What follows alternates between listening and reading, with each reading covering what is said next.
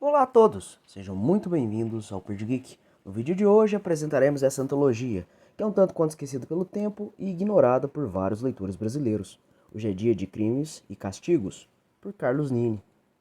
Então, turma, estamos começando mais um vídeo aí. Muito obrigado por estar acompanhando a gente até aqui. Qualquer coisa, se você estiver ouvindo aí um chiado no fundo, hoje aqui, no dia da gravação, tá chovendo pra caramba, então peço desculpa já adiantado qualquer coisa, beleza? Se eu fechar a janela, fica muito abafado aqui, então qualquer coisa aí, vocês relevem, beleza?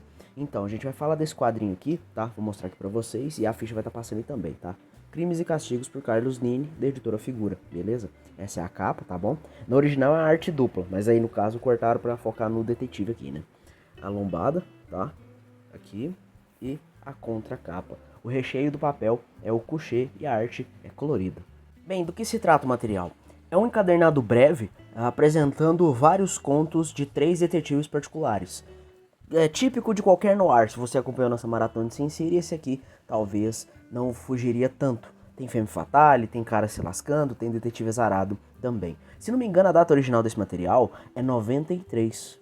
Se não me engano, o primeiro Sin City é de 92, 93. Quem sabe posteriormente, talvez até lá pro último volume que seja do Sin City, Carlos Nini possa ter sido uma influência pro Frank Miller. Posso estar inventando aqui por conta, né, viajando demais, mas é por conta dele ser argentino, beleza? Quem são esses personagens? Babusley, Parker e Pirker, né? Cada um de um jeito, com, digamos, características diferentes, mas todos dentro nesse, digamos, arquétipo, nesse estereótipo do detetive fudido particular dos filmes antigos no ar. A condução da história é feita através de narrativas em primeira pessoa, como se fossem os próprios personagens, os próprios detetives, contando os causos pra gente. Algo muito comum, a narração em off, ele falando as coisas, gírias, frases de efeito também, né? Pra não dizer isso. Para não deixar de falar, no caso, né? Também a sequência de acontecimentos, como elas são postas, é muito bacana.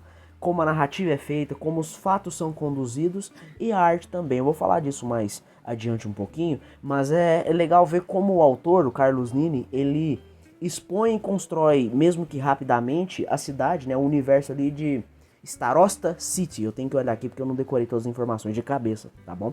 Starosta City. É legal ver como ele constrói, mesmo que rápido, todo esse universo, a podridão dos personagens, como ninguém ali é 100% bacana.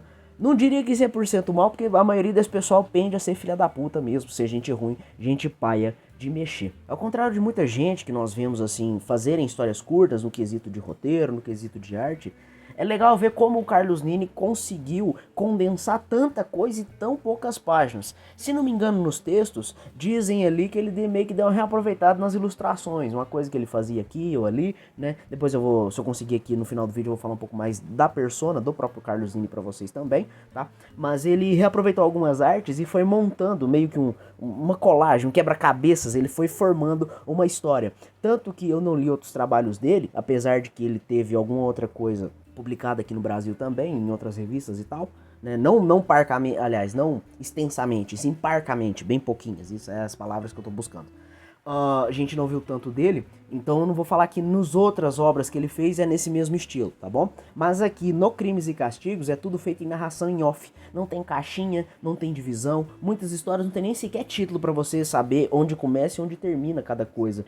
É um tanto quanto atípico. Se você busca um pouco mais de formalismo, um pouco mais de coisa padrão, talvez você vai cair um pouco do cavalo. Mas o grosso das histórias são bem legais, tanto para esse lance do noir, quanto pela condução dos fatos, né? A gente vê que o cara, mesmo ali reaproveitando várias coisas, ele pensou com esmero, ele conseguiu fazer uma história redondinha e muito divertida. Você vê as ilustrações e o texto embaixo, seja narração, mas não necessariamente algo muito, digamos, truncado, sabe? Você lê, você entende e toda a narração ali descreve os fatos como um todo mesmo. Eu peguei a arma, eu atirei, eu corri, eu fiz isso e aquilo, né? Ele contando pra gente também. E por ter essa colagem, como eu disse, desse lance da narrativa como um todo, ela é muito encorpada. E por incrível que pareça, não é ruim, sabe? Você lê, você entende muito bem, e a leitura não é morosa. E de muitas das vezes, principalmente por conta dessas histórias serem muito curtas, você lê esse encadernado bem rapidinho, sabe? São histórias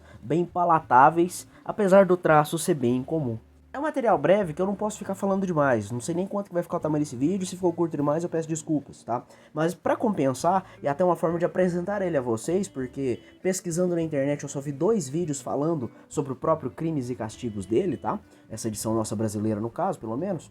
Vou falar um pouco mais dele, tá? Ele é o Carlos Nini, como eu disse, não é nome artístico, é o nome próprio dele, tá? Ele é da Argentina, ele nasceu em 44 e, infelizmente, nos deixou em 2016. Alguns dos trabalhos dele que estão creditados no Guia dos Quadrinhos incluem o próprio Crimes e Castigos, as 2 edições da Fierro Brasil que já foram resenhadas aqui para vocês, né, passadas por cima, a edição, se não me engano, de Porto Alegre, daquela coleção da antiga Casa 21, uma coleção assim que é bem visada, até você ver o pessoal assim com o olho bem grande. Se não me engano, todos ou a maioria do que tem assim disponível, pelo menos, tá na mão da Zarabatana, no site online deles, né, na loja online você consegue comprar. Eu acho que tem todos ou a maioria dos volumes, tá?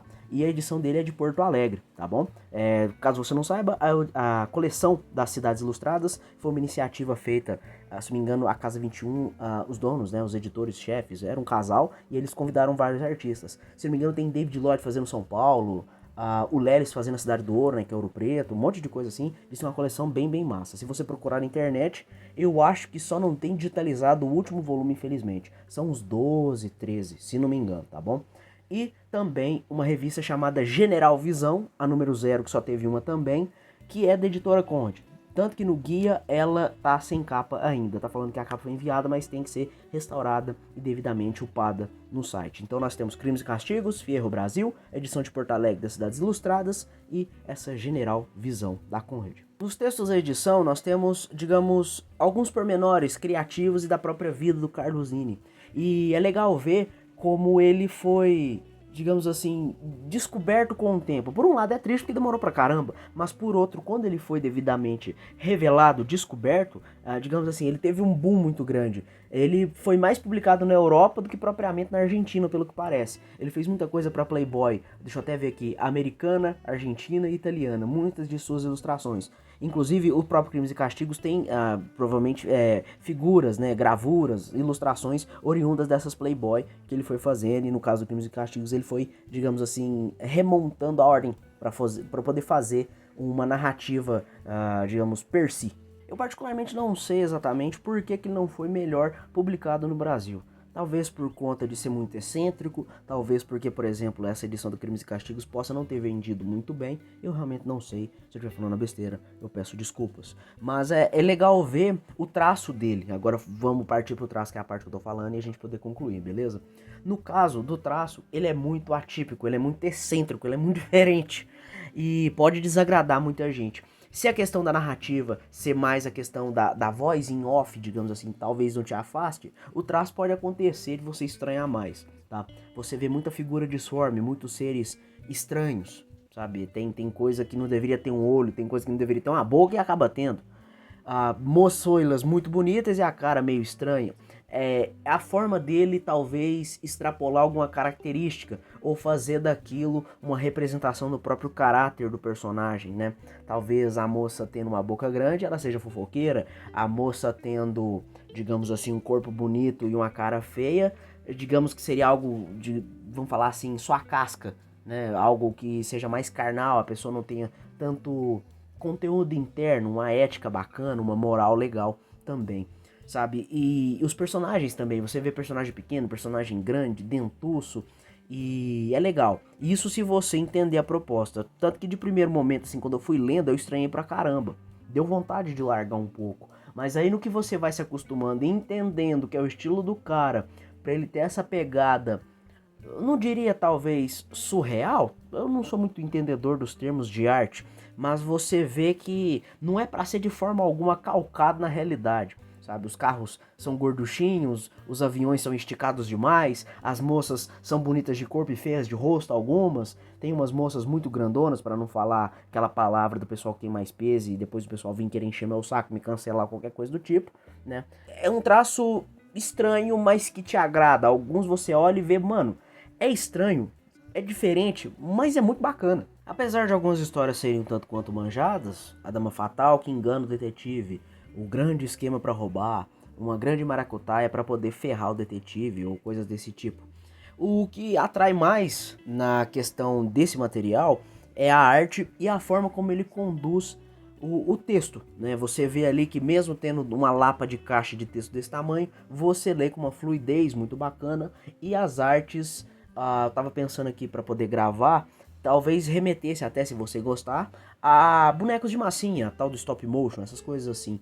Então, se você quer buscar, né, se você está procurando uma obra diferente nos mais variados aspectos, como eu disse anteriormente, narrativa, arte, forma de condução, né, um material fora da curva, não tanto, não só, né, nesse sentido de, nossa, a qualidade é muito legal e tal, mas ele é atípico na sua concepção, porque como eu disse, foram algumas coisas que ele reaproveitou de imagens e foi moldando a história em cima daquilo, sabe? E não só isso, você vê referências na narrativa durante a história a figuras do quadrinho argentino, a alguns personagens fogem para a Argentina, que você entende ali que talvez Star Osta City, apesar de ser fictícia, muito provavelmente é nos Estados Unidos, sabe? Então, assim, é um trabalho que ele é, digamos, um tanto quanto ignorado, mas que tem seu valor de qualquer forma. Ele é bem legal, ele é bem diferente, mas entretém e, digamos assim, enriquece a sua bagagem, o seu leque de, digamos, conhecimento artístico, porque desse estilão aqui,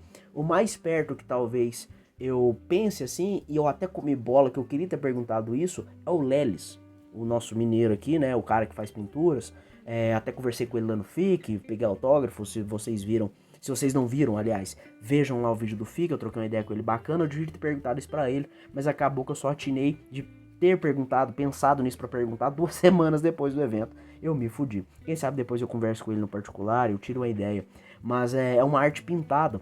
E muito, digamos assim, alguns personagens têm esse lance do disformismo. No caso do Lelis, não é tão exageradão igual o Nini, mas você vê que parece que tem um pé ali que é semelhante. Pode ser uma coisa involuntária, pode ser uma referência pra ele, né? Nunca se sabe. Então é isso, turma. Estamos encerrando o vídeo. Peço desculpas se ficou vago, mas é porque são histórias muito curtinhas que não valem a pena ser, digamos, contadas, porque algumas são muito breves e, como eu disse, não tem nem distinção de um capítulo para o outro. Se você não prestar atenção, inclusive, você vai achar que é uma coisa só. É necessário bastante atenção, justamente por ele ser um cara muito diferenciado na sua forma de contar. Como eu disse, eu só tenho Crimes e Castigos e a Fierro Brasil. Não sei se outras obras dele ele toca nesse mesmo estilo. Eu creio que não, ele deve ter feito disso para aproveitar das ilustrações feitas dos tempos da Playboy. Eu creio que seja muito por conta disso também, tá?